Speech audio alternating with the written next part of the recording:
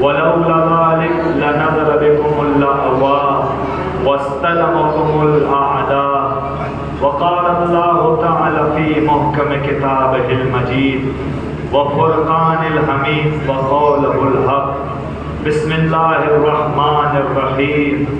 يا أيها الناس إنا خلقناكم من ذكر وأنثى وجعلناكم شعوبا وقبائل لتعارفوا وإن أكرمكم عند الله أتقاكم. صلوات پر محمد والے.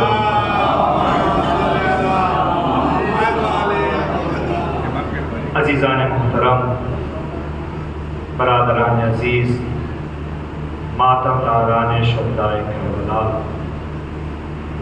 سلسلے مجالس کی یہ دوسری مجلس ہے.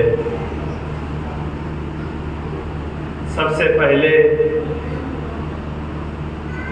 کہ کل کی گفتگو کو آج کی گفتگو سے متصل کروں، ایک مختصر مقدمہ تاکہ جو افراد ابھی تک فرش ازا پر نہیں پہنچ سکے وہ بھی پہنچ جائے اور ہمارے ساتھ ہم سفر آگے بڑھے. خداوند عالم نے قرآن مجید میں ارشاد فرمایا، یا ایھا الناس انا خلقناکم من ذکر و انثی. اے لوگو، ہم نے تمہیں ایک مرد اور ایک عورت سے خلق کیا. کائنات میں جو بھی انسان ہے ان سب کے باپ کو آدم کہا جاتا ہے اور ماں کو حوا کہا جاتا ہے. ہم نے تمہیں ایک مرد اور ایک عورت سے خلق کیا. وہ دنیا عرب کہ جہاں جس چیز کو فضیلت کا معیار کہا جاتا تھا، ان تمام امتیازات کو قرآن نے باطل قرار دیا کہ دیکھو، ذات پات، قوم، قبیلہ، رنگ، نسل، نجات یہ فضیلت کا معیار نہیں ہے. یہ تمام چیزیں فضیلت کا معیار نہیں ہے. تمام فکروں کو باطل قرار دیتے ہوئے قرآن نے ارشاد فرمایا، وَجَعَلْنَاكُمْ شُعُوبًا وَقَبَائِلًا. ہم نے تمہارے لیے گھر گھرانہ اختیار کیا، ہم نے تمہیں قوم قبیلے میں رکھا. کیوں؟ یہ فضیلت کا معیار ہے؟ کہا نہیں. قوم، قبیلہ، رنگ، نسل، ذات پات، خاندان میں پیدا ہونا یہ فضیلت کا معیار نہیں ہے. میں نے قرار دیا ہے گھر گھرانہ، میں نے ہی قوم اور قبیلہ قرار دیا ہے. کس لیے؟ لِتَعْرَفُوا، تاکہ تم پہچانے جاؤ کہ تمہارا اپنا کون ہے، پرایا کون ہے، قریب کا رشتہ دار کون ہے اور دور کا رشتہ دار کون ہے.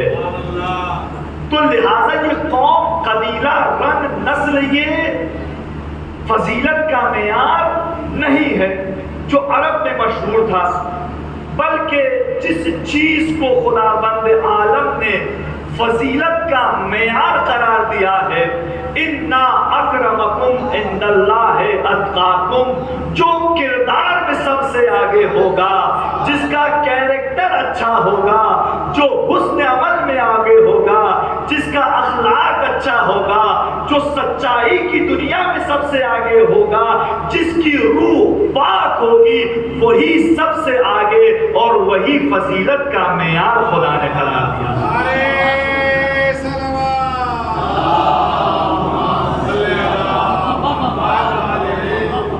رنگ، نسل، ذات پات، قوم، قبیلہ، گھر گھرانے میں پیدا ہونا یہ فضیلت کا معیار نہیں ہے، بلکہ کردار، کیریکٹر، حسن عمل، حسن اخلاق، سچائی، طہارت، پاکیزگی نفس یہ فضیلت کا معیار ہے، اور جس کا نفس پاکیزہ ہوگا اس کے سر پر فضیلت کا تاج رکھا جائے گا۔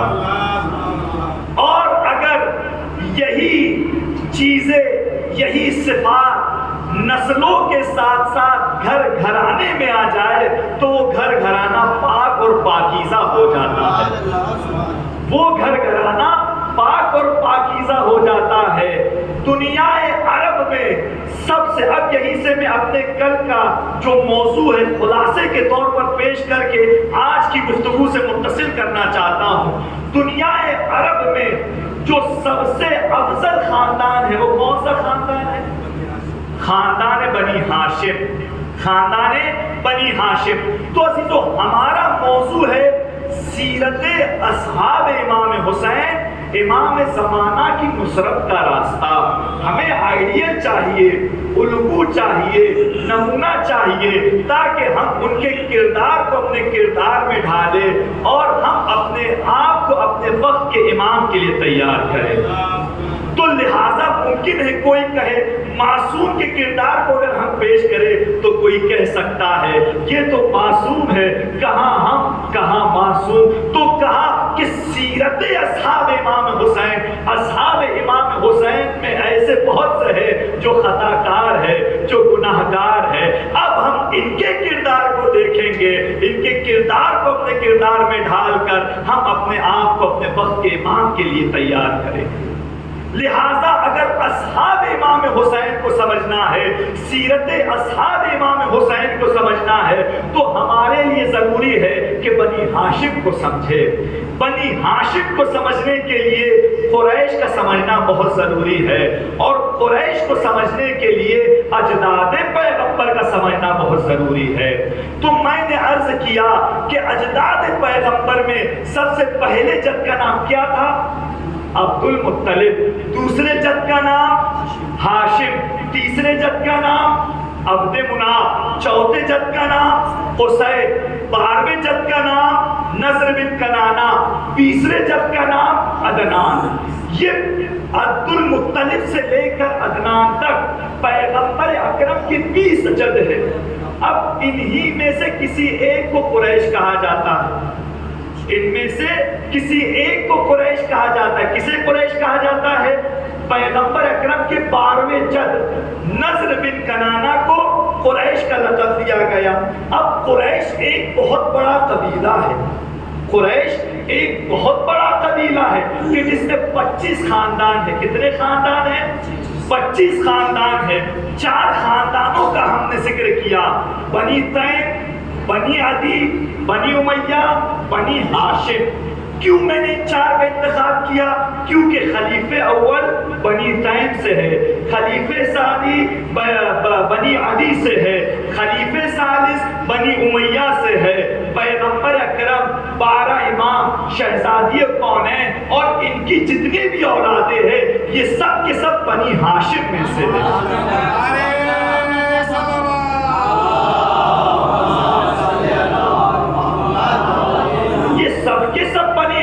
ہے اور میں نے عرض کیا ان 4 میں بھی 2 خاندان بہت اہم ہیں، ایک بنی امیہ اور ایک بنی ہاشم۔ پھر میرے 18 بنی ہاشم جو کربلا کے میدان میں شہید ہوئے ہیں، یہ سب کے سب کس کی اولادیں ہیں؟ جناب ابو طالب کی اولادیں ہیں۔ عبد المطلب کے 10 بیٹے ہیں، جن میں سے ایک ابو طالب ہے۔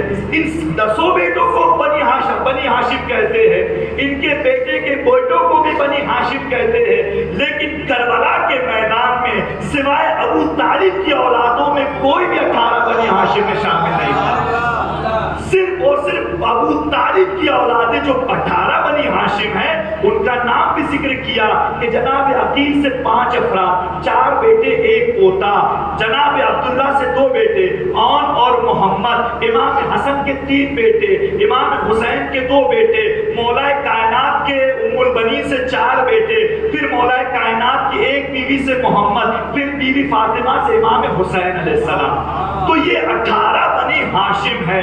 پھر اس کے بعد آپ حضرات کی خدمت میں عرض کیا کہ مولا کائنات نے نہج البلاغہ حکمت نمبر 120 حکمت نمبر 120 میں مولا کائنات نے 3 خاندانوں کا ذکر کیا، بنی مخزوم، بنی امیہ اور بنی ہاشم۔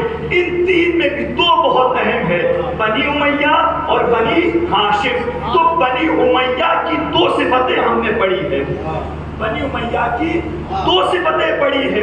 سب سے پہلی صفت کیا ہے؟ فَأَمَّا بَنُو أُمَيَّةَ فَعَبَدُوا رَعِيًّا۔ ان کی سوچ کیا ہوتی ہے؟ گندی ہوتی ہے۔ بنی امیہ کی سوچ کیا ہوتی ہے؟ گندی۔ یہ پہلی صفت ہم نے پڑھی۔ دوسری صفت کیا تھی؟ وَأَمْنُهَا لِمَا وَرَائِهَا ظَهُورِهَا، کہ یہ کنجوس ہوتے ہیں۔ یہ کیا ہوتے ہیں؟ کنجوس۔ بس 2 صفتیں مولا کائنات نے نہج البلاغہ میں بنی امیہ کے لیے بیان کی۔ کیا ان کی فکر گندی ہوتی ہے، اس کے بارے میں توضیح دے دیا گیا۔ پھر یہ بخیل ہوتے ہیں، کنجوس ہوتے ہیں۔ پھر اس کے سلسلے میں نے عرض کیا کہ انسان 4 طریقے کے ہوتے ہیں، کریم، سخی، بخیل، لئیم، اور ہاتھ 3 طریقے کے ہوتے ہیں، سائلۃ، مقبوضۃ، المنفقہ، جو دوسروں کے سامنے جھکتا ہے، جو ہمیشہ بند رہتا ہے، اور جو ہمیشہ راہ خدا میں خرچ ہوتا ہوا نظر آتا ہے۔ اب ان 4 میں بھی جو سب سے افضل ہے وہ کریم ہے، جو سب سے پست ہے وہ لئیم ہے۔ ان 3 ہاتھوں میں جو سب سے برا ہاتھ ہے وہ کون سا ہاتھ ہے؟ السائلۃ، جو دوسروں کے سامنے جھکتا ہے، اور کون سا ہاتھ کریم سب سے افضل ہے؟ جو راہ خدا میں خرچ ہوتا ہے۔ تو یہاں تک ہماری کل کی گفتگو ہے۔ تو لہٰذا 2 صفتیں، ان کی سوچ گندی ہوتی ہے، دوسرا یہ بخیل اور کنجوس ہوتے۔ کون؟ بنی امیہ۔ اب آئیے نہج البلاغہ کے علاوہ جب روایات کا مطالعہ کیا گیا تو وہاں پر میں نے ایک اور صفت پڑھی ہے بنی امیہ کی، وَغَرْقُ فِي الدُّنْيَا۔ بنی امیہ کی تیسری صفت یہ ہے کہ ان میں دنیا طلبی پائی جاتی ہے، ان میں دنیا پرستی پائی جاتی ہے، ان میں دنیا طلبی پائی جاتی ہے، ان میں دنیا پرستی پائی جاتی ہے۔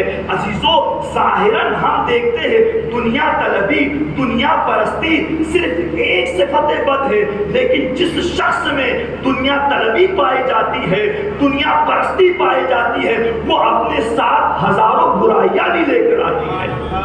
بڑی توجہ، بڑی توجہ، دنیا طلبی خود ایک بری صفت ہے، ایک بری صفت ہے، لیکن جس کے اندر یہ صفت ہو وہ صفت اس کے ساتھ دوسری بھی برائیاں لے کر آتی ہے۔ میں اپنے سے نہیں بلکہ روایات کا سہارا لینا چاہتا ہوں۔ پیغمبر اکرم نے فرمایا کہ اکبر الکبائر حب الدنیا، کہ جتنے بھی گناہان کبیرہ ہے یہ انسان سے جو سرزد ہوتے ہیں یہ دنیا طلبی کی وجہ سے سرزد ہوتے ہیں۔ یہ جو انسان گناہ کبیرہ انجام دیتا ہے یہ کس وجہ سے انجام دیتا ہے؟ کیونکہ جب انسان میں دنیا طلبی اور دنیا پرستی پائی جاتی ہے تو پھر اس سے گناہان کبیرہ سرزد ہونے لگتے ہیں۔ یہ دنیا کا خاصہ ہے، جتنا دنیا کے پیچھے جاؤ گے اتنا جھوٹ بولنا پڑے گا، اتنا مکاری دکھانی پڑے گی، اتنی عیاری دکھانی پڑے گی۔ عزیزان ایمان، یعنی دنیا طلبی ایک بری صفت ہے، لیکن یہ اپنے ساتھ دوسرے صفتوں کو بھی لے کر آتا ہے۔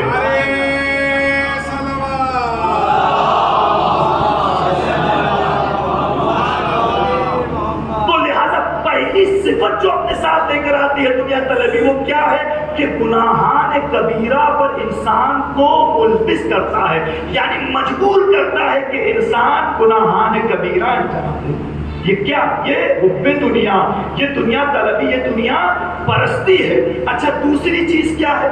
امام علی علیہ السلام فرماتے ان الدنیا رأس الفتن، بڑی توجہ، ان الدنیا رأس الفتن واصل المحن، یہ دنیا جس کے اندر پائی جاتی ہے، دنیا طلبی جس کے اندر ہوتی ہے، دنیا پرستی جس کے اندر ہوتی ہے، اس کی شروعات غموں کا آغاز ہے اور فتنوں کا ہجوم ہے۔ جس کے اندر دنیا طلبی پائی جاتی ہے پھر وہ غموں کے رنج اور غم میں پھنستا جاتا ہے، وہ فتنوں میں ڈوبتا جاتا ہے. تو لہذا دوسری صفت کیا اپنے ساتھ لے کر آتی ہے کہ جس کے اندر دنیا طلبی پائی جائے گی پھر اس کے ساتھ غم بھی وہ لے کر آئے گا. دنیا طلبی اپنے ساتھ غم بھی لے کر آئے گا اور فتنوں میں بھی آپ کو ملوث کرے گا. فتنوں میں بھی ملوث کرے گا. یہ دوسری صفت جو اپنے ساتھ لے کر آتی ہے. تیسری صفت بہت ہی بری چیز ہے. عزیزان ایمان، پیغمبر اکرم فرماتے ہیں ان الدنیا لمفسد الدین ومسلبۃ الایمان، ہے کہ دنیا طلبی دین کو برباد کر دیتا ہے اور ایمان کو ختم کر دیتا ہے. یعنی کیا؟ دین کو ختم کر دینا، برباد کر دینا اور ایمان کو بھی ختم کر دیتا ہے. تو لہذا یہ میں نے صرف تھی اور بہت سے برائیاں اپنے ساتھ لے کر آتی ہے. یاد رکھنا امام علی علیہ السلام فرماتے ہیں کہ جس کے اندر دنیا طلبی پائی جاتی ہے، جس کے اندر دنیا کا ہوس پایا جاتا ہے، دنیا اسے اتنا ہی نابینا کر دیتا ہے. جس کے اندر دنیا طلبی پائی جاتی ہے، دنیا کی ہوس ہوگی، وہ اسے اندھا کرتی جاتی ہے. کیا مطلب اندھا کر دی جاتی ہے؟ یعنی جو کچھ بھی وہ انجام دیتا ہے اسے پتا بھی نہیں چلتا ہے. عزیزان ایمان، میرے جوانوں، یاد رکھنا کبھی کبھی ایک چھوٹا سا بچہ بری چیزوں کی طرف بڑھتا ہے، کبھی کنویں کی طرف جاتا ہے، کبھی آگ کی طرف جاتا ہے، کبھی ٹریفک کی طرف بھاگتا ہے. ایک بڑا ہوتا ہے جو اس کے دامن کو تھام لیتا ہے، جو اس کے ہاتھ کو پکڑ لیتا ہے اور اسے بتاتا ہے کہ یہاں خطرہ ہے، یہاں فتنہ ہے، یہاں پر نہ جاؤ. آج ہمارے جوان بھی نا سمجھی کی وجہ سے، لا علمی کی وجہ سے کچھ ایسی چیزوں کی طرف جاتے ہیں کہ انہیں پتا نہیں ہوتا ہے کہ وہ کس دنیا میں جا رہے ہیں اور اپنی دنیا کس چیز میں غرق کرنا. تو میرے جوانوں، ہمیں بیدار ہونے کی ضرورت ہے، ہمیں بیدار ہونے. تو لہذا دنیا طلبی بہت بری چیز ہے. ایک عالم دین نے بہت اچھا جملہ پڑھا دنیا طلبی کے سلسلے میں. آپ دیکھیں، ایک شہد بیچنے والا، ہنی شہد بیچنے والا ایک گاؤں میں آیا. بہت اچھا لگا مجھے سن کے. یہ ایک گاؤں میں شہد بیچنے آیا، بڑی توجہ. جب وہ شہد بیچ کر چلا گیا تو شہد کا ایک قطرہ وہاں پر گر گیا. اب شہد کی خصوصیت کیا ہوتی ہے کہ اس میں مٹھاس ہوتی ہے، اس میں مٹھاس ہوتی ہے. مٹھاس کی خصوصیت کیا ہوتی ہے؟ جہاں بھی مٹھاس ہو وہاں چیٹیاں جمع ہو جاتی ہیں. جہاں مٹھاس ہو وہاں چیٹیاں جمع ہو جاتی ہے. تو وہیں پر ایک چیٹی آئی. چیٹی آنے کے بعد اب اس سے مٹھاس میں اتنی جذابیت اور کشش تھی کہ یہ جب پہنچا تو اس چیٹی کا پیٹ کتنا بڑا ہوتا ہے؟ چھوٹا سا ہوتا ہے. اس نے اس سے چکنے کے بعد پلٹی. پھر اب دوبارہ اس کی جذابیت نے، اس شہد کی کشش نے دوبارہ اسے پلٹایا کہ نہیں، تھوڑا اور چکنا چاہیے. پھر یہ دوبارہ پلٹی، پھر اور دوبارہ چکی. اب جب دوسری مرتبہ پلٹی، اب چیٹی کی ایک صفت ہے، جب کھاتی ہے تو اپنے ساتھ لے جاتی بھی ہے، اپنے ساتھ. اب اس نے سوچی کہ تھوڑا سا اپنے ساتھ لے جاتی ہوں. تو تیسری مرتبہ جب پلٹی تو یہ اس شہد کے قطرے میں جا کر اپنے آپ کو پھنسا دیا. اس نے اس شہد کے قطرے پر جا کر بیٹھ گئی. جب اس شہد کے قطرے پر جا کر بیٹھ گئی تو کب اس کے پیر دھنس گئے، کب یہ اس میں غرق ہو گئی، کب اس کی موت آ گئی، اسے پتا بھی نہیں چلا. میرے عزیزوں، میرے جوانوں، یہ دنیا بھی ایک شہد کے قطرے کی طرح ہے. اپنے حصے کا رزق لے کر چلے جاؤ. اگر زیادہ طلب کرو گے تو کب اس میں تمہارے پیر پھنسیں گے، کب تم اس میں غرق ہو جاؤ گے، کب تمہیں موت آ جائے گی تمہیں پتا بھی نہیں چلے گا.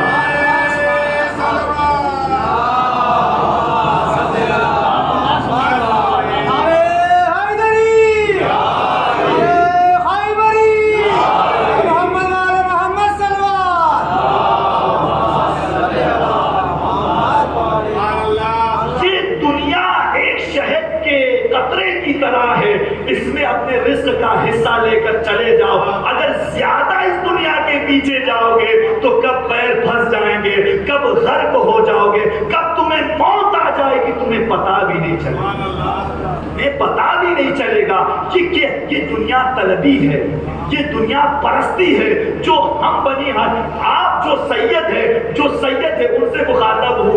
سیدوں کی صفت یہ ہے کہ ان میں دنیا طلبی نہیں پائی جاتی ہے، بلکہ بنی ہاشم کی صفت یہ ہے کہ وہ دنیا کو صرف مطلب کے لیے استعمال کرتے ہیں، اس سے لو اور دل نہیں لگاتے، اس سے دل نہیں لگاتے ہیں عزیزو. لہذا بنی امیہ کی 3 صفتیں پڑھ چکے ہیں کہ ان کی فکر گندی ہوتی ہے، دوسری یہ بخیل ہوتے ہیں، ان میں دنیا طلبی اور دنیا پرستی پائی جاتی ہے.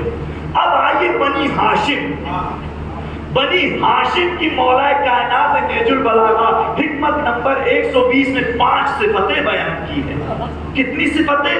5 صفتیں بنی ہاشم کی. بنی ہاشم کی 5 صفتوں میں جو سب سے پہلی صفت ہے، مولا نے فرمایا وہ اما نحنو لما فی ایدینا انفقو، جو کچھ ہمارے ہاتھ میں ہوتا ہے ہم راہ خدا میں خرچ کر دیتے ہیں. جو کچھ ہمارے ہاتھ میں ہوتا ہے، جو کچھ ہمارے پاس ہوتا ہے ہم راہ خدا میں خرچ کر دیتے ہیں. میرے عزیزو، جو کچھ ہمارے پاس ہوتا ہے راہ خدا میں خرچ کرتے ہیں، یہ کس کی صفت ہے؟ یہ بنی ہاشم کی صفت ہے. عزیزو دیکھیے گا، جو چیز راہ خدا میں خرچ ہو 3 طریقے کا ہوتا ہے. جو راہ خدا میں خرچ ہو 3 طریقے کا ہوتا ہے. یا وہ مساوات ہوتا ہے، یا وہ مواسات ہوتا ہے، یا مساوات ہوتا ہے، یا ایثار ہوتا ہے. بڑی توجہ، یا مواسات ہوتا ہے، یا مساوات ہوتا ہے، یا ایثار ہوتا ہے. اب مواسات کسے کہتے ہیں؟ مواسات یعنی انسان کے پاس جو کچھ بھی ہو اس میں سے تھوڑا سا اگر راہ خدا میں خرچ کر دے تو اسے مواسات کہتے ہیں. اسے کیا کہتے ہیں؟ مواسات کہتے ہیں. اگر انسان کے پاس 4 حصے ہیں، اس میں سے 1 حصہ اگر راہ خدا میں خرچ کر دے تو اسے مواسات کہتے ہیں. پھر مساوات کسے کہتے ہیں؟ یعنی برابری. اس کے پاس جو کچھ بھی ہوتا ہے آدھا حصہ راہ خدا میں خرچ کرتا ہے، آدھا حصہ. اگر 4 حصے ہیں تو 2 حصہ راہ خدا میں خرچ کر دیتا ہے. عزیزان ایمان، پھر ایثار کسے کہتے ہیں؟ ایثار کسے کہتے ہیں؟ ایثار اسے کہتے ہیں کہ جو کچھ بھی پاس ہوتا ہے وہ راہ خدا میں خرچ کر دیتا ہے. اور مساوات اور ایثار یہ اہل بیت اور بنی ہاشم کا خاصہ.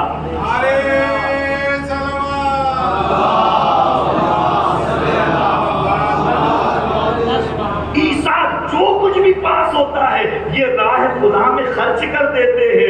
ایک بادیہ نشین عرب کا پیغمبر اکرم کے پاس آیا اور کہنے لگا بھوکا ہوں، کپڑا پہننے کے لیے نہیں ہے، زاد راہ کے لیے پیسہ نہیں ہے، اور مجھے یہ 3 چیزوں کی ضرورت ہے. پیغمبر اکرم نے کہا میرے پاس ایسا کچھ تو نہیں ہے کہ میں تمہیں دوں، لیکن ہاں ایک در ایسا بتا سکتا ہوں کہ جہاں سے تمہاری تینوں پریشانیاں دور ہو سکتی ہے. اے قمر آؤ اسے فاطمہ کے در پر لے کے جاؤ.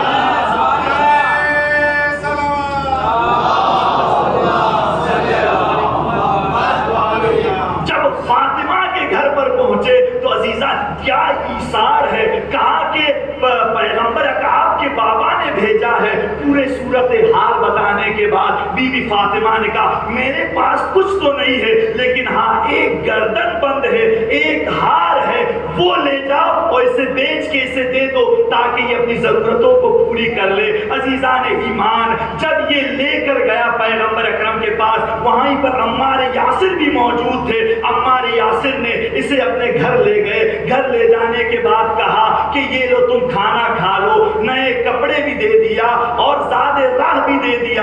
زاد راہ دینے کے بعد کہا اب مجھے اس ہار کی ضرورت نہیں ہے، یہ ہار میں تمہیں دے دیتا ہوں. جیسے عمار یاسر کو وہ ہار ملا، اپنے غلام کو بلایا. آزاد ہونا چاہتے ہو؟ ہاں آقا آزاد ہونا چاہتا ہوں. یہ ہار لو، جاؤ فاطمہ کو دے دو. جیسے ہی فاطمہ کے گھر پہ پہنچے تک الباب کیا، کہا کہ یہ ہار آپ کے لیے ہے. جیسے یہ ہار دے دیا، وہیں پر عمار یاسر کا غلام سوچنے لگا کیا برکت ہے ہار کی کہ ایک ایک بھوکے کا پیاسے کا بھوک بھی مٹ گیا ہے، کپڑے کو کپڑا بھی مل گیا ہے، اسے زادِ راہ بھی مل گیا ہے، ایک غلام آزاد بھی ہو گیا اور اپنے صاحب تک بھی پہنچ گیا عزیزو مین نقطہ یہاں پر کیا ہے؟ مین نقطہ یہ ہے کہ بی بی زہرا نے رائے خدا میں ایثار کر دیا، یعنی جو کچھ بھی تھا رائے خدا میں خرچ کر دیا۔ جب بھی کوئی انسان رائے خدا میں خرچ کرتا ہے تو خدا بند عالم اسے دگنا دے دیتا ہے۔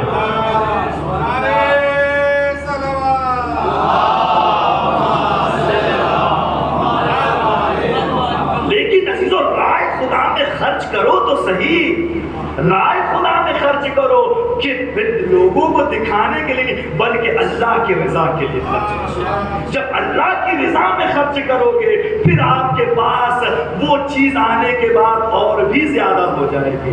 آپ نے برکت دیکھی ہے، یعنی اہل بیت کا خاصہ یہ جو کچھ ان کے پاس ہوتا ہے یہ راہ خدا میں خرچ کر۔ بس نہج البلاغہ میں بنی ہاشم کی پہلی صفت کیا ہوئی؟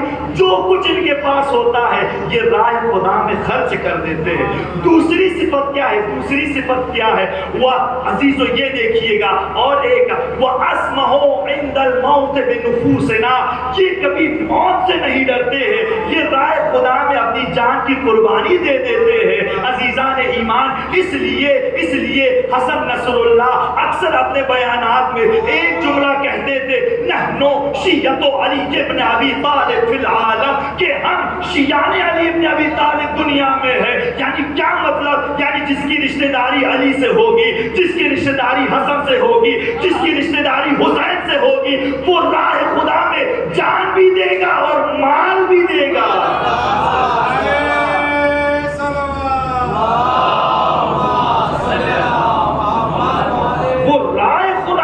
اپنی جان کو بھی پیش کرے گا اور مال بھی دے گا۔ عزیزو جو کوئی اگر راہ خدا میں مال نہ دے سکے پھر وہ جان بھی نہیں دے سکتا، جو مال نہ دے سکے وہ جان بھی نہیں دے سکتا ہے۔ عزیزان ایمان، تو بس دو صفتیں ہو گئی ہے بنی ہاشم کی، جن کے پاس جو کچھ بھی ہوتا ہے یہ راہ خدا میں خرچ کر دیتے ہیں، یہ راہ خدا میں اپنی جان کو پیش کر دیتے ہیں۔ اب تیسری صفت بہت ہی اہم ہے، وَنَحْنُ أَنْصَحُ، ہم لوگوں کے خیر خواہ ہوتے ہیں، ہم لوگوں کے خیر خواہ ہوتے ہیں، یعنی عوام کی ہمدردی ہمارے اندر پائی جاتی ہے، قوم و مذہب اور ملت کی ہمدردی ہمارے اندر پائی جاتی ہے، ہم لوگوں کے کام آتے ہیں، ہم لوگوں کے مشکلوں کو آسان کرتے ہیں۔ اسی لیے عزیزان ایمان یاد رکھنا، کسی شاعر نے کیا خوب کہا، اس کے سرکار میں دو عالم یہ پیام آتے ہیں،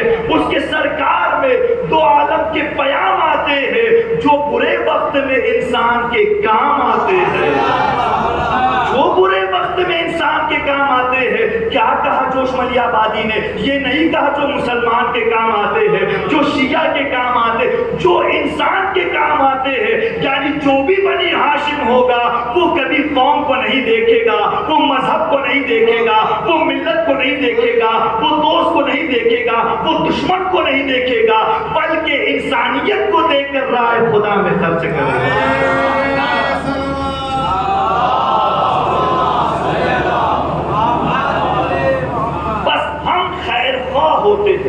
ہم خیر خواہ ہوتے، ہمارے پاس امت کا درد پایا جاتا ہے۔ یہ کس کی صفت ہے؟ یہ بنی ہاشم کی صفت ہے۔ پھر اس کے بعد کہا وَنَحْنُ أَفْصَحُ، ہمیں سلیقے بیان آتا ہے۔ پہلی صفت کیا ہے؟ ہم بنی ہاشم کیا ہے؟ جو کچھ ہمارے پاس ہوتا ہے راہ خدا میں خرچ کرتے ہیں۔ دوسری صفت کیا ہے؟ کہ ہم راہ خدا میں اپنی جان کو پیش کرتے ہیں۔ تیسری صفت کیا ہے؟ ہم خیر خواہ ہوتے ہیں، امت کا درد ہمارے اندر پایا جاتا ہے۔ چوتھی صفت کیا ہے؟ وَنَحْنُ أَفْصَحُ، ہمارے اندر سلیقے بیان ہے، ہمیں بولنے کا سلیقہ آتا ہے، ہمیں اصول بولنے کا سلیقہ آتا ہے۔ عزیزو یہ بولنے کا سلیقہ کوئی عام صفت نہیں ہے، بلکہ قرآن نے سورہ رحمان میں ارشاد فرمایا، بسم اللہ الرحمن الرحیم، الرحمن علم القرآن خلق الانسان وعلمہ البیان۔ رحمان وہ ہے کہ جس نے ہمیں بولنے کی صلاحیت دی ہے، جس نے ہمیں بولنے کی صلاحیت دی ہے، یعنی بولنے کا سلیقہ یہ ہمیں آتا ہے. کسے آتا ہے؟ بنی ہاشم کو آتا ہے. اسی لیے بنی ہاشم کے چشم و چراغ نے دمشق کے جامع مسجد نے جب اپنی فضیلتوں کو بیان کیا تو کیا کہا؟ اوتینا ستا وفضلنا بسبع، اوتینا العلم والحلم والسماح والفصاح والشجاع والمحبت فی قلوب المؤمنین. جب امام سجاد علیہ السلام نے اپنی فضیلت کو گنانا شروع کیا تو کہا ہم بنی ہاشم کو ہے کہ جنہیں خدا نے علم عطا کیا، حلم عطا کیا، شجاعت عطا کی اور بولنے کا سلیقہ عطا کیا. بولنے کا سلیقہ.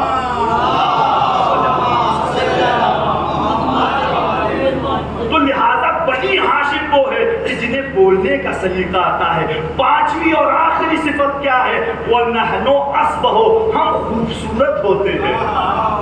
بنی ہاشم خوبصورت ہوتے ہیں. بس میں اب دھیرے دھیرے سیرت اصحاب امام حسین تک پہنچنے والا ہوں. ہم بنی ہاشم خوبصورت ہوتے ہیں. خوبصورت کا معیار یہ ہے، خوبصورتی دیکھیے کہ جب بنی ہاشم کا ایک چشم و چراغ، اب ہشام بن عبد الملک کا زمانہ ہے. ہشام بن عبد الملک طواف کر رہا ہے خانہ کعبہ کا، چاہتا ہے کہ حجر اسود تک پہنچے، لیکن بھیڑ اتنی تھی، کراؤڈ اتنا تھا، لوگ اتنے تھے کہ حجر اسود تک نہ پہنچ سکا. اس نے کعبے کے پاس ایک ممبر لگا کے وہیں پر بیٹھ گیا. جب ممبر لگا کر بیٹھ گیا تو اس نے دیکھا اسی اثنا میں بنی ہاشم کا چشم و چراغ امام سجاد علیہ السلام لباس رسول میں حرم میں داخل ہوئے. جیسے ہی حرم میں داخل ہونا تھا کہ جو مجمع تھا کائی کی طرف پھٹنے لگا اور سب رخ انور کی طرف متوجہ ہو گئے. یہ کون اتنی خوبصورت ذات ہے جس کے چہرے سے نور نکل رہا ہے، جس کی پیشانی پر سجدے کا نشان ہے؟ اسے لوگ دیکھتے رہے اور بڑے آسانی کے ساتھ حجر اسود تک پہنچے اور حجر اسود کا بوسہ دیا. اسی شامی نے دیکھا اس منظر کو اور ہشام بن عبد الملک سے کہا، اے ہشام بن عبد الملک، یہ کون ہے؟ تو حاکم ہونے کے باوجود بھی وہاں تک نہیں پہنچ سکا. یہ کون ہے کہ مجمع نے اس کے لیے راستہ دے دیا؟ اس نے کہا کہ مجھے پتا نہیں. حالانکہ جانتا تھا اس یہ کون ہے، لیکن اپنی عزت بچانے کے لیے کہا میں نہیں جانتا. وہیں پر فرزدق بیٹھے ہوئے تھے تو فرزدق نے کہا کہ هذا الذي تعرف البطحاء وتعته وتعرف الحل والحرم. اگرچہ تو انہیں نہیں جانتا ہے لیکن مکی کی گلیاں انہیں جانتی ہے، کوس و حرم انہیں جانتے ہیں، مکی کی گلیاں انہیں جانتے ہیں، خانہ کعبہ انہیں پہچانتا ہے اور آب زمزم انہیں پہچانتا ہے. آب زمزم ہی نہیں پہچانتا ہے. اسے اپنی عزت بچانے کے لیے کوشش کر رہا تھا. پھر عزیزو وہیں پر فرزدق کو قید کر لیا گیا کہ اسے زندان میں ڈالو. عزیزو جیسے ہی فرزدق نے امام کے سلسلے میں قصیدہ بیان کیا تو ہشام بن عبد الملک نے کہا کبھی تم نے میرے لیے تو ایسا قصیدہ نہیں کہا، میرے لیے تو ایسا قصیدہ نہیں کہا. تو فرزدق نے ایک شجاعت والے لہجے میں کہا کہ اگر تیرے پاس ان کے جیسا نانا ہو تو لے کر آؤ، ان کے جیسے بابا ہو تو لے کے آؤ، ان کی جیسی ماں ہو تو لے کر آؤ.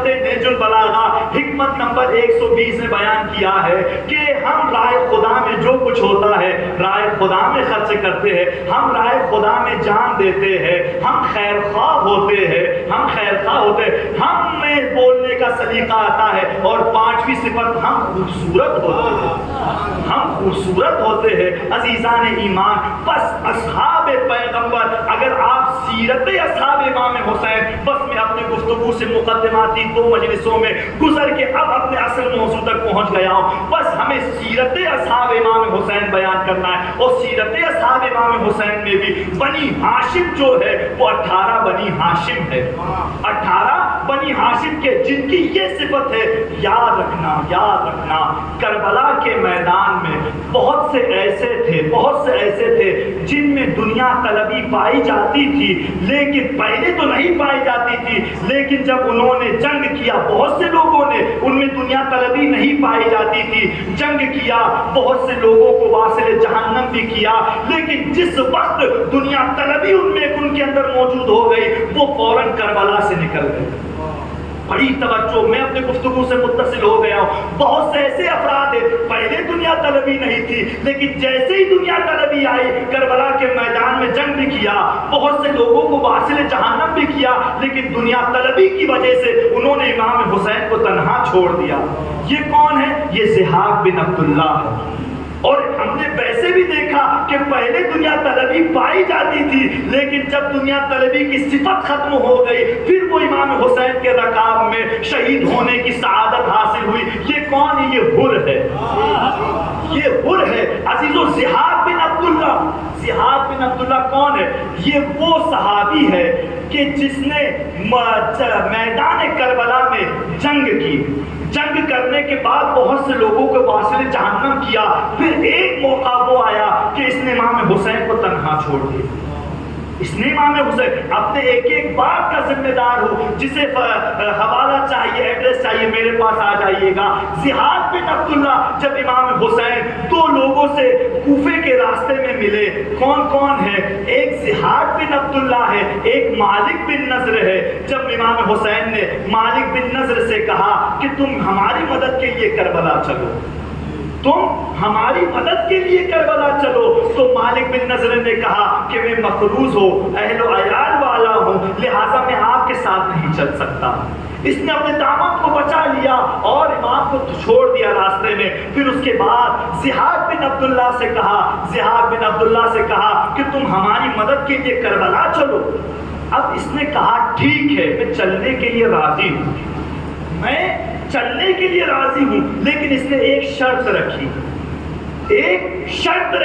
ضحاک بن عبداللہ کہتا ہے، اے حسین، میں آپ کے ساتھ کربلا چلنے کے لیے تیار ہوں، لیکن جب تک مجھے یہ علم ہوئے، مجھے یہ معلوم ہوگا کہ میری جان کا فائدہ آپ کے لیے ہے، میں آپ کے ساتھ جنگ کرتا رہوں گا، لیکن جہاں مجھے یہ علم ہو جائے کہ میری جان کا آپ کے لیے کوئی فائدہ نہیں ہے، پھر میں آپ کو تنہا چھوڑ دوں گا۔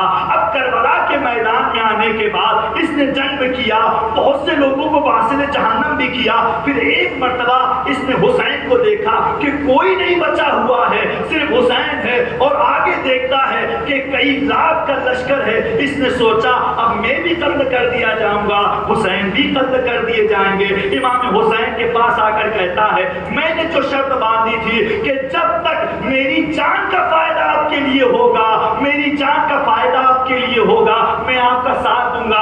اب میں دیکھ رہا ہوں کہ میں بھی قتل ہو جاؤں گا، تم بھی قتل ہو جاؤ گے، تو لہٰذا میں آپ کو چھوڑ کے جا رہا ہوں۔ عزیزان ایمان، اس نے امام حسین کو تنہا کیوں چھوڑا؟ اس لیے کہ اس کے اندر دنیا طلبی پائی جاتی تھی۔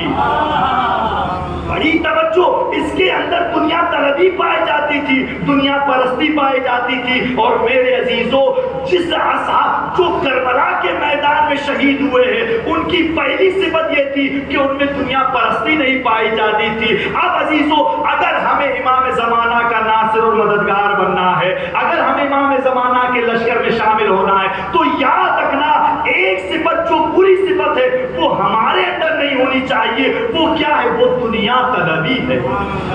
اگر دنیا طلبی کسی کے اندر ہے، میرے اندر اگر دنیا طلبی ہے، تو میں امام کا ناصر اور مددگار نہیں بن سکتا، میں امام کا ناصر اور مددگار نہیں بن سکتا، کیونکہ جب تک حب دنیا نہیں تھی یہ ساتھ تھے، لیکن جیسے حب دنیا وجود میں آئی اس نے حسین کو چھوڑ دیا۔ کہیں ایسا نہ ہو کہ ہمارا وقت کا امام بھی ظہور کرے اور اس وقت ہمارے اندر دنیا طلبی ہو اور ہم امام کا ساتھ نہ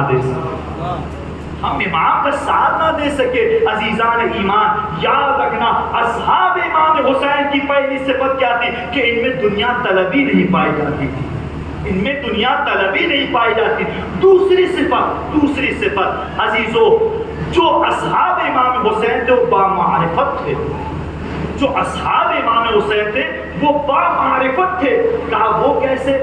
کہا عبید اللہ ابن حر جوفی، عبید اللہ ابن حر جوفی جس کے پاس معرفت نہ ہو وہ کبھی امام کا ساتھ نہیں دے سکتا ہے، وہ امام کا ساتھ نہیں دے سکتا ہے. عزیزو عبید اللہ ابن حر جوفی کوفہ کا رہنے والا ہے. جیسے اسے پتا چلا کہ حسین کوفہ آنے والے ہیں، اس نے کوفہ کو چھوڑ کر جا کے کوفہ کے باہر ایک چھوٹا سا خیمہ بنا کر رہنے لگا. جیسے امام حسین کوفے کے قریب پہنچے ایک خیمے کو دیکھا، کہا یہ کس کا خیمہ ہے؟ کہا کہ یہ عبید اللہ ابن حر جوفی کا خیمہ ہے. تو امام حسین نے اپنے بچوں کو ساتھ میں لیا.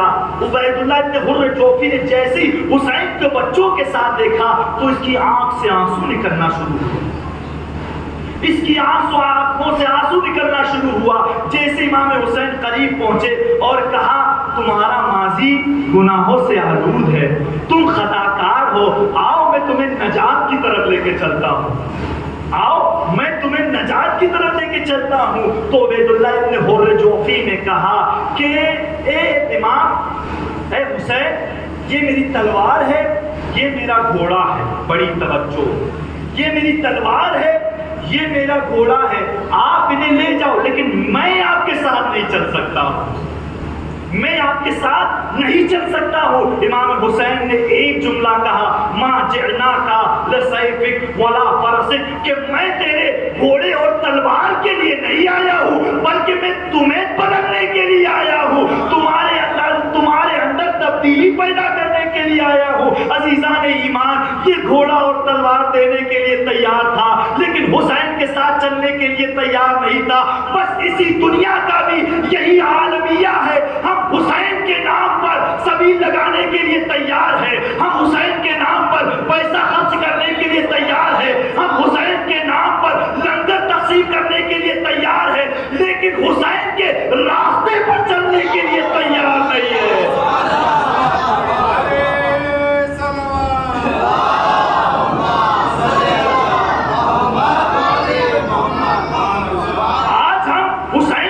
سب کچھ کرنے کے لیے تیار ہے لیکن حسین کے راستے پر چلنے کے لیے تیار نہیں ہے. تو عزیزان ایمان، آج ہم امام زمانہ علیہ السلام کے لیے دعائے ندبہ برپا کرتے ہیں، دعائے عہد پڑھتے ہیں، بہت سی دعائیں پڑھتے ہیں، دعاؤں پہ دعا کرتے ہیں، لیکن عزیزو یاد رکھنا، اگر امام حسین نے جیسے عبید اللہ ابن حر جوفی سے کہا کہ نہ ہمیں تمہارے پیسے کی ضرورت ہے، نہ تلوار کی ضرورت ہے، نہ گھوڑے کی ضرورت ہے، مجھے تمہاری ضرورت ہے. کئی روز محشر جب کہیں ایسا نہ ہو کہ امام زمانہ کا ظہور ہو اور ہم بھی مال اور دولت لے کر آ جائیں اور ہمیں امام کہے کہ ہمیں تمہارے پیسے اور دولت کی ضرورت نہیں ہے، اگر تم ہمارے راستے پر چل سکتے ہو تو ہمارے ساتھ آؤ، ورنہ تمہاری ضرورت ہمیں نہیں ہے.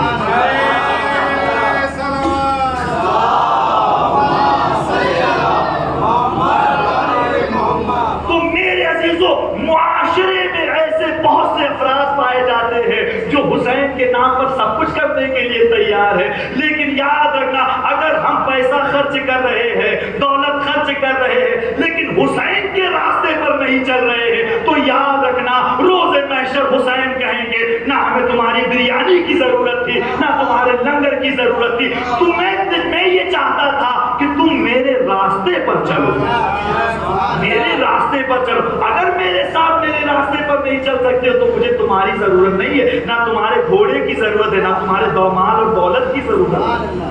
تو عزیزو، ہمیں چاہیے کہ جب بھی، اچھا اس نے ایسا جملہ کیوں کہا، یہ تلوار لے لو، یہ گھوڑا لے لو، کیوں کہا؟ کیونکہ اس کے اندر اپنے وقت کے امام کی معرفت نہیں تھی، اپنے وقت کے امام کی معرفت نہیں تھی کہ جس کی بنا پر اس نے ایسا جملہ کہا. لیکن جس کے اندر معرفت ہوتی ہے تو وہ یہ جملہ کہتے ہوئے نظر آتے ہیں، اے آقا، اگر ہمیں 70 مرتبہ قتل کر دیا جائے، 70 مرتبہ جلا دیا جائے، ہماری راہ کو آسمان میں اڑا دیا جائے، تب بھی ہم آپ کو تنہا نہیں چھوڑیں گے، تب بھی ہم آپ کو تنہا نہیں نہیں چھوڑیں گے. تو لہٰذا اگر ہمیں اپنے وقت کے امام کے ناصر اور مددگار میں شامل ہونا ہے تو سب سے پہلی یہ ہے کہ آپ کو دنیا طلبی اپنے اندر ختم کرنی پڑے گی, اور دوسری صفت کیا ہے کہ با معرفت بننی پڑے گی. آپ کے اندر معرفت ہونا چاہیے. اگر معرفت نہ ہو تو پھر ہم امام کا ساتھ بھی نہیں دے سکتے,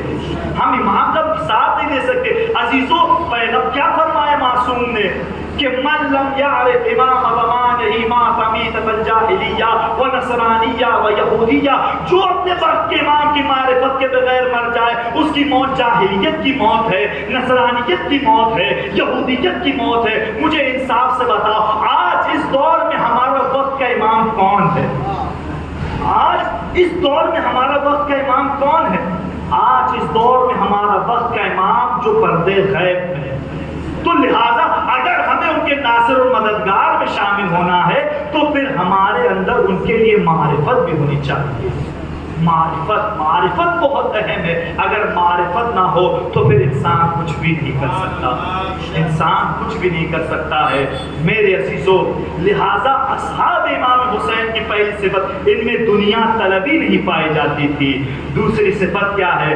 دوسری صفت یہ ہے کہ یہ با معرفت تھے, ان کے اندر معرفت پائی جاتی تھی. اگر آپ کے اندر معرفت نہیں ہے لیکن دولت خرچ کر رہے ہو, یہ دولت کسی کام کی نہیں ہے. لیکن یہی دولت اگر معرفت کے ساتھ خرچ ہو پھر یہ نور علی النور ہے. میرے عزیزو, بس یہیں پر آج کی گفتگو کا اختتام کرتا ہوں, اور انشاءاللہ کل ان باتوں کی طرف متوجہ ہوں گے کہ اس دور میں ہم کیسے امام کے ناصر اور مددگار بن سکتے ہیں. آج اس دور میں امام پردے غیب میں, آیا ہم ان کے ناصر اور مددگار بن سکتے ہیں یا نہیں؟ انشاءاللہ ان باتوں کی طرف نظر ڈالیں گے اور بیان کریں گے. ایک صلوات پڑھیں مل جل کر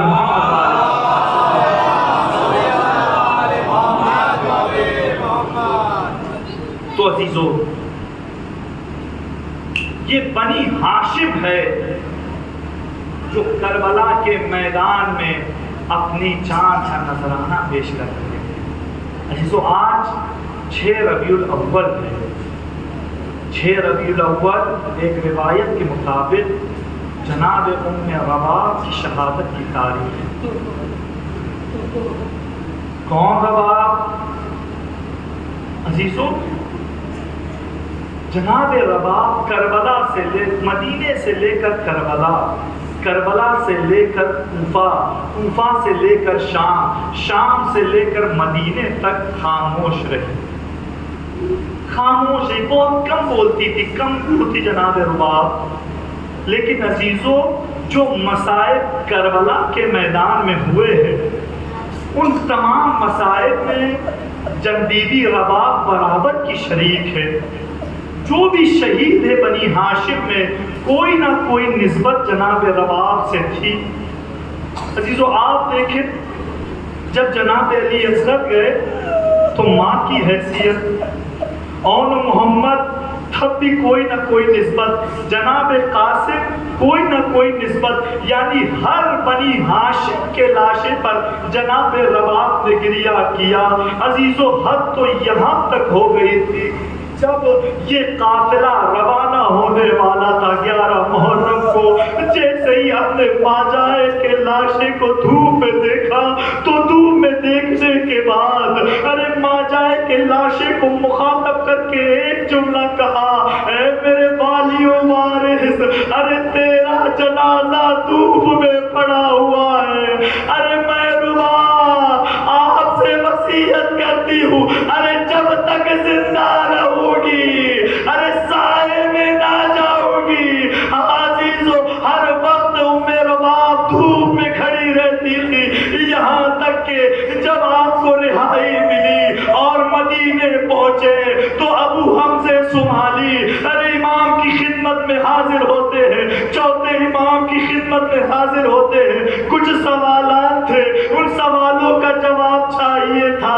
عزیزو, ابو حمزہ سمالی نے ایک بیوی کو ارے دھوپ میں دیکھا, جب سوال اور جواب کے بعد باہر آئے, جہاں کھڑی ہوئی تھی وہاں پر سایہ تھا لیکن وہاں موجود نہیں تھی. پھر وہاں جا کے کھڑی ہو گئی,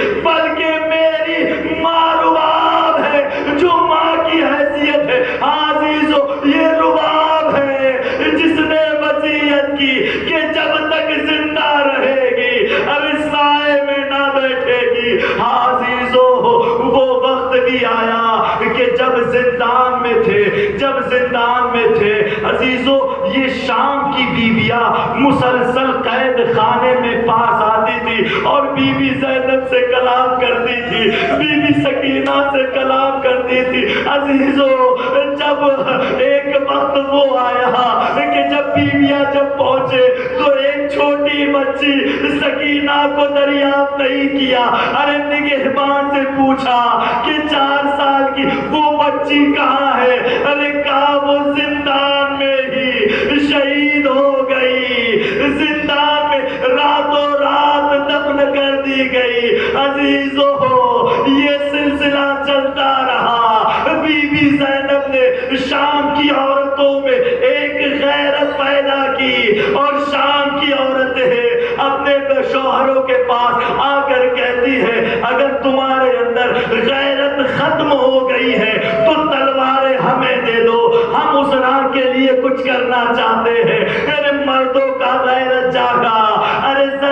ارے شام کے مرد سب یزید کے دربار میں آ گئے. اے یزید اب ہم اہل بیت پر اور ظلم نہیں دیکھ سکتے ہیں, لہذا قیدیوں کو رہا کر دو. عزیزو رہائی کی اجازت دے دی گئی اور کہا کہ 3 شرطیں ہیں.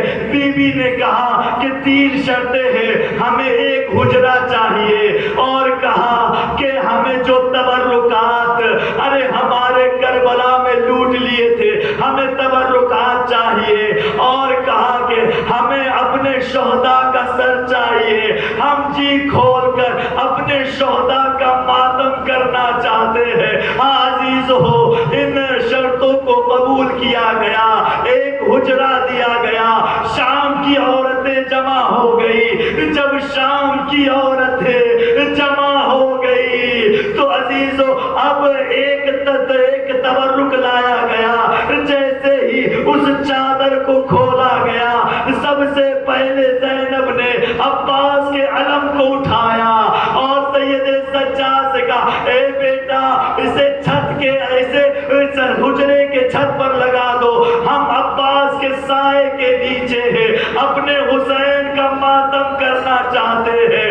عزیزو اس کے بعد ایک خون بھرا گردہ اٹھایا.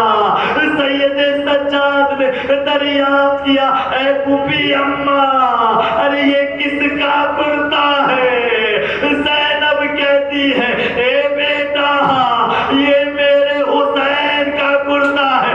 میری ماں فاطمہ نے بڑے نازوں سے حسین کے لیے اسے تیار کیا.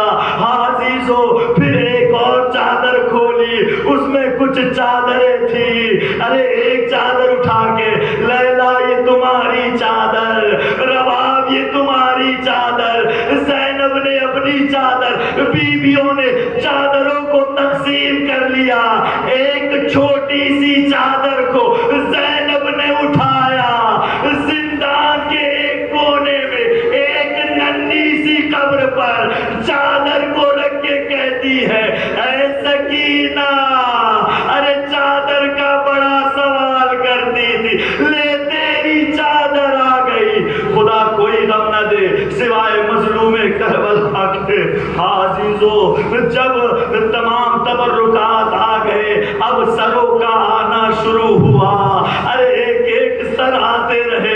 بیویوں نے ماتم کیا, نوحہ کیا, گریا کیا, لیکن عزیزو ارے جس وقت عباس کا سر آ رہا تھا تو بیویوں میں ایک کوہرام مچ گیا. کہا یہ کس کا سر ہے؟ کہا حسین کے لشکر کے علمدار عباس کا سر ہے. جس دشت میں عباس کا سر تھا, جب تک سر عباس دشت میں تھا آنکھیں کھلی ہوئی تھی, لیکن جیسے زینب نے گود میں لیا آنکھیں بند ہو گئی. زینب کہتی ہے عباس آنکھیں کھولو, ہاتھوں کے نیل نہ دکھاؤ گی. اسی اثنا میں ایک ضعیف ارے ایک ہاتھ کمر پہ رکھے, ایک ہاتھ زندہ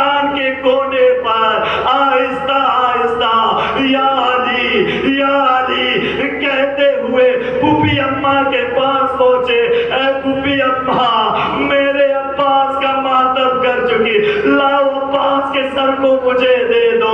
عزیزو بیویوں نے سوچا کہ سید سجاد ماتم کریں گے، نوحہ کریں گے، گریہ کریں گے، لیکن عجب منظر دیکھا گیا۔ سید سجاد نے عباس کے سر کو زندان کے ایک کونے میں ایک ننھی سی قبر پر رکھ کر کہتے ہیں، اے سکینہ لے تیرے چچا کا سر، اے سکینہ لے تیرے چچا کا سر آ گیا۔ ہاں عزیزو، بیویوں کا قافلہ کربلا کی طرف روانہ ہونے والا تھا۔ زینب نے کہا کہ قافلے کو زندان کی طرف سے روانہ کیا جائے۔ جیسے ہی قافلہ روانہ ہوا، جناب سید سجاد اور بی بی زینب سکینہ کی قبر کو مخاطب کر کے جملہ کہتے ہیں۔ سید سجاد کہتے ہیں، اے بہن سکینہ، ارے بڑا سوال کرتی تھی، ہم گھر کب جائیں گے؟ اے بہن لو ہم گھر جا رہے ہیں، لیکن تو زندان میں ہی رہ گئی۔ زینب نے قبر کو مخاطب کر کے کہا، اے بیٹی سکینہ، ارے بھائی نے بطور امانت تجھے میرے پاس رکھا، لیکن ہاں یہ زینب تجھ سے وعدہ کرتی ہے، چھوڑ کے تو جا رہی ہوں لیکن میں واپس آؤں گی، ارے ایسے واپس آؤں گی پھر کبھی چھوڑ کے تمہیں نہیں جاؤ گی۔ یہی ہوا کہ زینب مدینے سے شام آ کر وہی قبر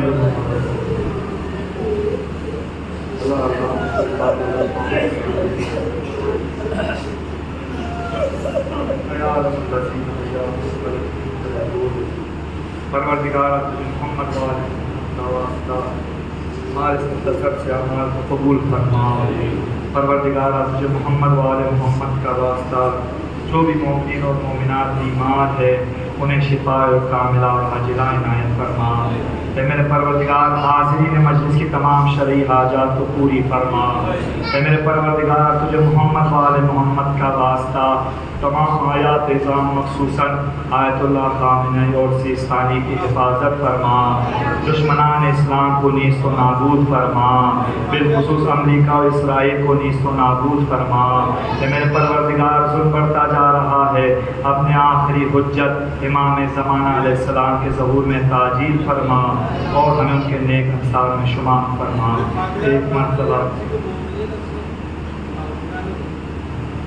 ایک مرتبہ سورہ حمد اور 3 مرتبہ سورہ توحید کی تلاوت فرما کر آپ حضرات اپنے اپنے مرحومین اور مرحومات کی روح کو احساس کریں۔